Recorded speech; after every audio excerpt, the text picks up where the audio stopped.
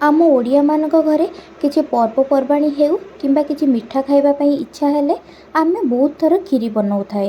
ଆଜି ମୁଁ ଆପଣଙ୍କ ସହିତ ସେୟାର କରିବି ଏହି କ୍ଷୀରିର ରେସିପି, ଯେଉଁଟାକି ଅତି ସହଜରେ ଏବଂ ବହୁତ କମ୍ ସମୟରେ ବନିବ। ପ୍ରଥମେ ଗୋଟେ ଜାଗାରେ ଅଧା କପ୍ ଚାଉଳକୁ ଦେଇ ମୁଁ ଅଧଘଣ୍ଟା ଭିଜେଇ ନେଇଥିଲି।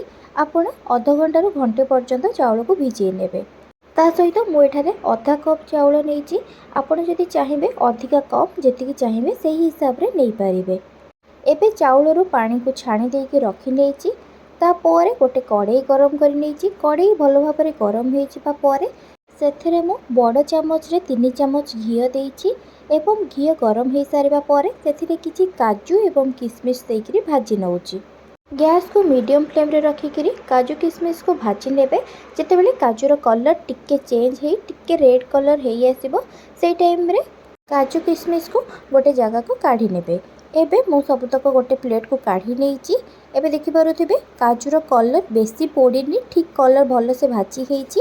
ଏବେ ଗୋଟେ ପ୍ଲେଟ୍ରେ କାଢ଼ି ନେବା ପରେ ସେଇ କଡ଼େଇରେ ଯେତିକି ଘିଅ ଅଛି ସେଥିରେ ମୁଁ ଗୋଟେ ଚାମଚର ଚିନି ଦେଇଛି ଏବଂ ଚିନିକୁ ଦେଇକରି କିଛି ସମୟ ପର୍ଯ୍ୟନ୍ତ ଗ୍ୟାସ୍କୁ ସ୍ଲୋ ଫ୍ଲେମ୍ରେ ରଖିକିରି ଗୋଳେଇ ନେଉଛି। ଚିନି ମେଲ୍ଟ ହେଇସାରି ଯେତେବେଳେ ରେଡ୍ ହେଇଯିବ ସେଇ ପର୍ଯ୍ୟନ୍ତ ଚିନିକୁ ଦେଇ ଭାଜି ନେବେ। ତାପରେ ଯେଉଁ ଭିଜେଇକି ରଖିଥିଲି କ୍ଷୀରି ଚାଉଳକୁ କଡ଼େଇରେ ଦେଇକରି ତାକୁ ଭଲ ଭାବରେ କିଛି ଟାଇମ୍ ପର୍ଯ୍ୟନ୍ତ ତେଲରେ ଗୋଳେଇ ନେବି। ଏବେ ଦେଖିପାରୁଥିବେ ଚାଉଳର କଲର୍ ଚେଞ୍ଜ ହେଇଯାଇଛି। ଏହିପରି ଭାବରେ ଗ୍ୟାସ୍କୁ ସ୍ଲୋ ଫ୍ଲେମ୍ରେ ରଖି ଚାଉଳକୁ ଆମେ 2ରୁ 3 ମିନିଟ୍ ପର୍ଯ୍ୟନ୍ତ ଭାଜି ନେବା। ଆପଣମାନେ ଭିଡ଼ିଓଟିକୁ ଆରମ୍ଭରୁ ଶେଷ ପର୍ଯ୍ୟନ୍ତ ଦେଖନ୍ତୁ।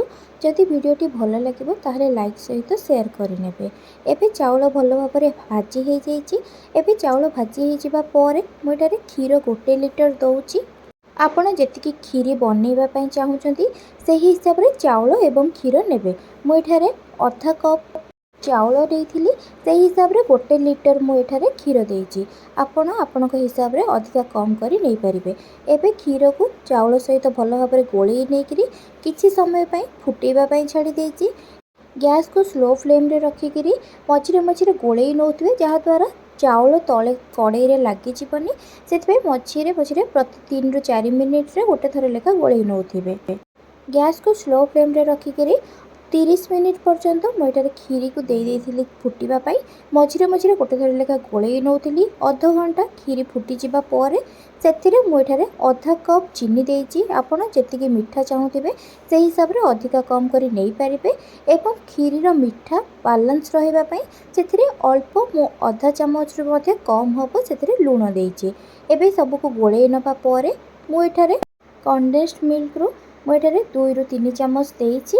ଏବେ ସବୁକୁ ଭଲ ଭାବରେ ଗୋଳେଇକିରି ଆଉ କିଛି ସମୟ ପର୍ଯ୍ୟନ୍ତ କ୍ଷୀରିକୁ ଫୁଟିବା ପାଇଁ ଛାଡ଼ି ଦେଇଛି। ଏବଂ ଏବେ ଏହି ସମୟରେ କାଜୁ ଏବଂ କିସମିସ୍ ଯେଉଁଟା ଭାଜିକିରି ରଖିଥିଲେ ଏବେ ସେଇଟାକୁ କ୍ଷୀରିରେ ଦେଇକିରି ଆଉ 10ରୁ 15 ମିନିଟ୍ ପର୍ଯ୍ୟନ୍ତ କ୍ଷୀରିକୁ ଫୁଟିବା ପାଇଁ ଛାଡ଼ିଦେବା। ଆପଣମାନେ ଭିଡ଼ିଓଟିକୁ ଦେଖନ୍ତୁ। ଯଦି ଭିଡ଼ିଓଟି ଭଲ ଲାଗିଥିବ ତାହେଲେ ଲାଇକ୍ ସହିତ ସେୟାର କରିନେବେ। ଆଉ ଯଦି ମୋ ଚ୍ୟାନେଲରେ ନୂଆ ଥିବେ ତାହେଲେ ସବସ୍କ୍ରାଇବ୍ କରିନେବେ। ସବସ୍କ୍ରାଇବ୍ କରିବା ସହିତ ପାଖରେ ଥିବା ଛୋଟ ବେଲ୍ ଆଇକନ୍କୁ କ୍ଲିକ୍ କରିଦେବେ, ଯାହାଦ୍ୱାରା ମୁଁ ନେକ୍ସଟ ଯାହା ବି ଭିଡ଼ିଓ ଆଣିବି ତାହାର ନୋଟିଫିକେସନ୍ ଆପଣଙ୍କ ଫୋନ୍କୁ ଆସିଯିବ ଏବଂ ଆପଣ ଯାଇ ଭିଡ଼ିଓଟିକୁ ଦେଖିପାରିବେ। ଏବେ ଦେଖିପାରୁଥିବେ କ୍ଷୀରି ବହଳିଆ ହେଇ ଆସିଲାଣି। କିଛି ସମୟ ଥଣ୍ଡା କରି ନେବା ପରେ କ୍ଷୀରି ଆଉ ଟିକେ ବହଳିଆ ମଧ୍ୟ ହେଇଯିବ। ଏହିପରି ଭାବରେ ଗୋଟେ ଥର ବନାନ୍ତୁ ଏବଂ କେମିତି ଲାଗୁଛି ମୋ ସହିତ କମେଣ୍ଟ ସେକ୍ସନରେ ନିଶ୍ଚୟ ସେୟାର କରିବେ। କିଛି ସମୟ ପରେ କ୍ଷୀରି ଟିକେ ଥଣ୍ଡା ହେଇଯିବା ପରେ ମୁଁ ଏବେ ଗୋଟେ ଜାଗାକୁ କାଢ଼ିକିରି ଦେଖାଉଛି। ଏବେ ଆପଣ ଦେଖି ବି ପାରୁଥିବେ କ୍ଷୀରି ମଧ୍ୟ ଟିକେ ବହଳିଆ ବି ହେଇଯାଇଛି ଏବଂ ଦେଖା ମଧ୍ୟ କେତେ ସୁନ୍ଦର ଯାଉଛି। ଏହିପରି ଭାବରେ ଆପଣ ଗୋଟେ ଥର ବନାନ୍ତୁ। ରହୁଛି, ନମସ୍କାର।